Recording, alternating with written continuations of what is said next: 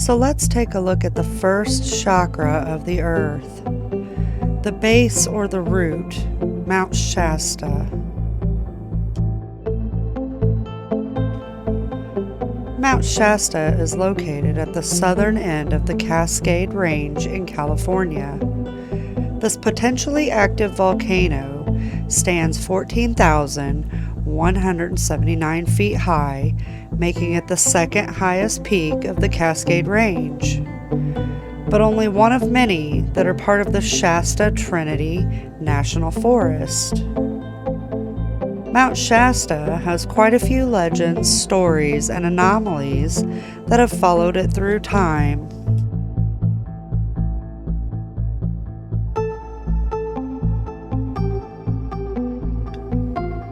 The Klamath tribes held to believe that Mt Shasta is inhabited by the spirit of the above world, Skell, who descended from heaven to the summit at the request of their chief. Skell then fought with the spirit of the below world, Leo, who resided at Mount Mazama, by throwing hot rocks and lava.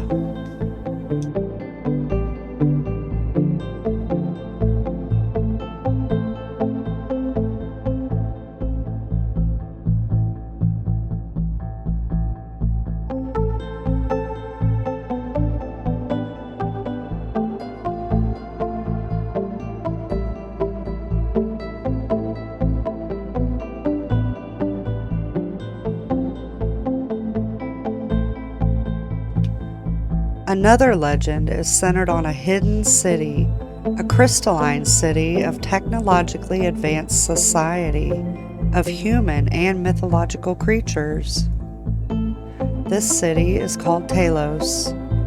This is associated with the survivors of Lemuria, whom flocked to Mount Shasta after the continent sank into the Pacific Ocean. These beings reside in a series of complex tunnels beneath the mountain and has been said to occasionally been seen wearing white robes.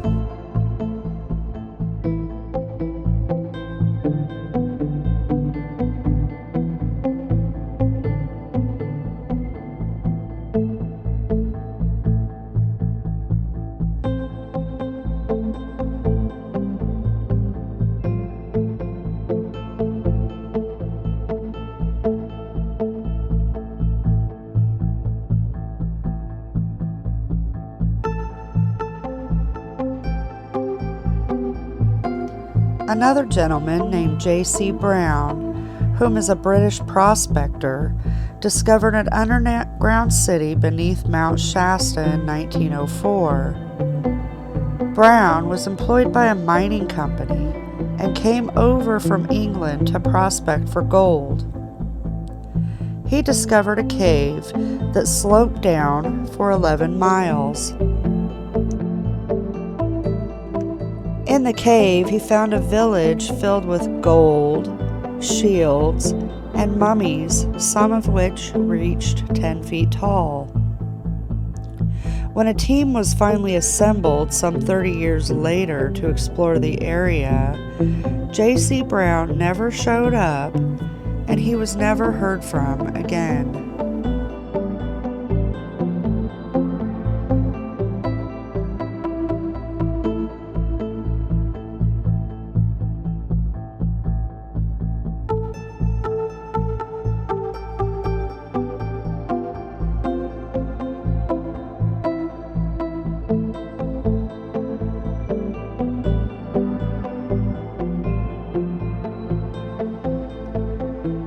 A gentleman named Guy Ballard, who was hiking, said to have encountered the Count of St. Germain.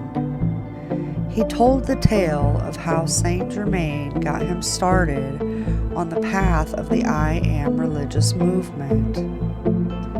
St. Germain was a European adventurer with an interest in science, alchemy, and the arts.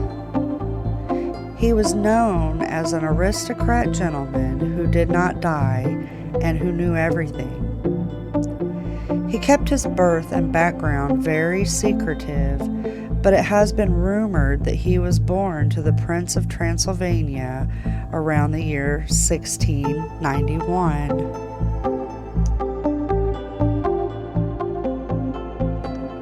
Along with the legends, there are other anomalies that are affiliated with Mount Shasta.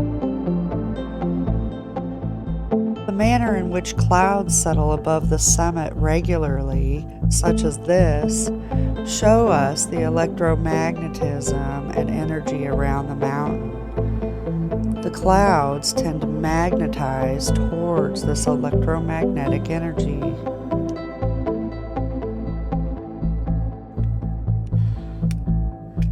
Another is the energy people talk about having felt while visiting. They describe it as a vortex-type energy. At these points, energy is emitting out of the earth in cone patterns, connecting the above to the below. If the energy is spiraling upward in a clockwise motion, it is considered a negative energy. If it is spiraling downward in an anti-clockwise motion, it is considered a positive energy. Also, the diameter of Mount Shasta being the same as CERN at 17 miles wide seems like an odd coincidence, except there are no coincidences. But there are many truths to be discovered in all this information, so let's get into it.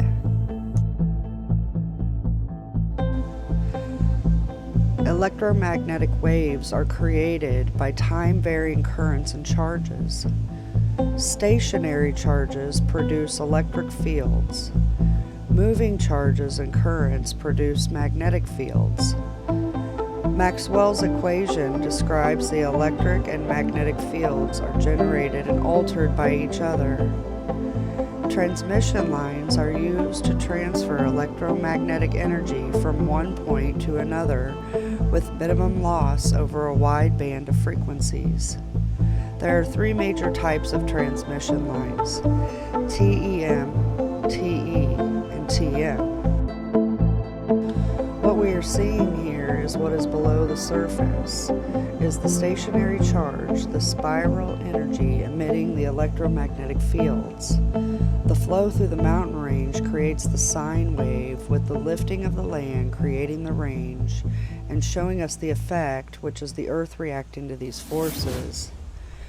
For those who saw Roy's clip about the field lines moving, this is the real world data showing us how the field lines move in the area.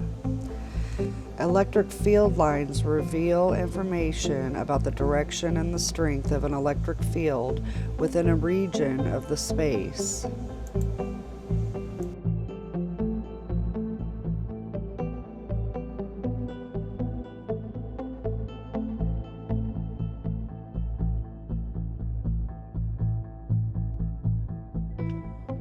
T is the period of a waveform.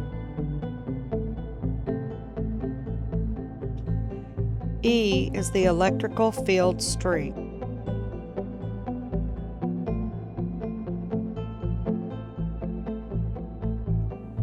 L is self-inductance.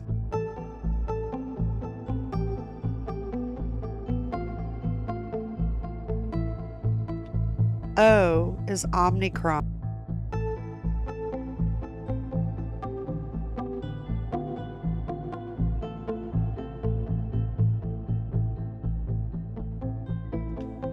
S is displacement.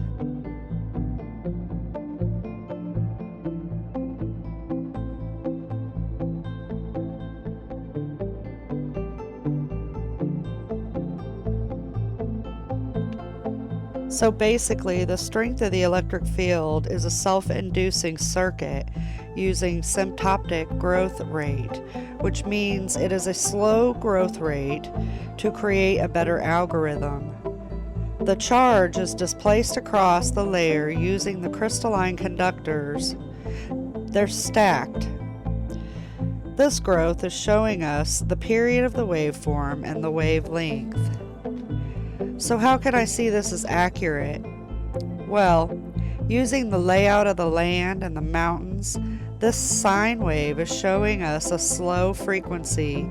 The quakes that occur here show us the algorithm that has been built, running at a steady pace of 2 to 3 on the Richter scale.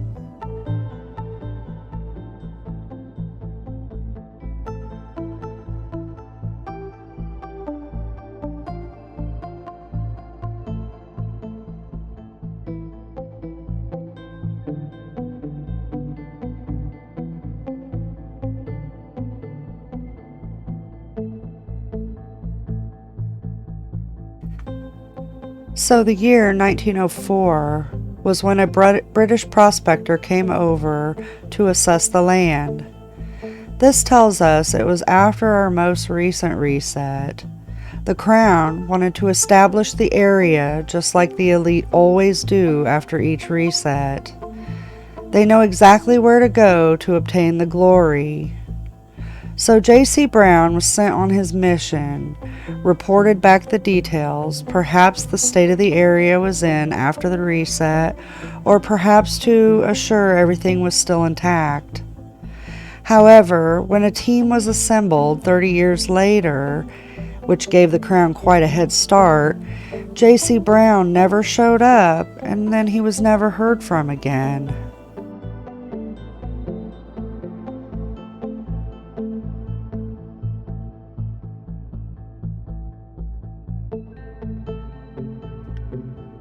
Also, the tunnel that went 11 miles down. This is where a majority of this technology resides, as we have said many times in past research.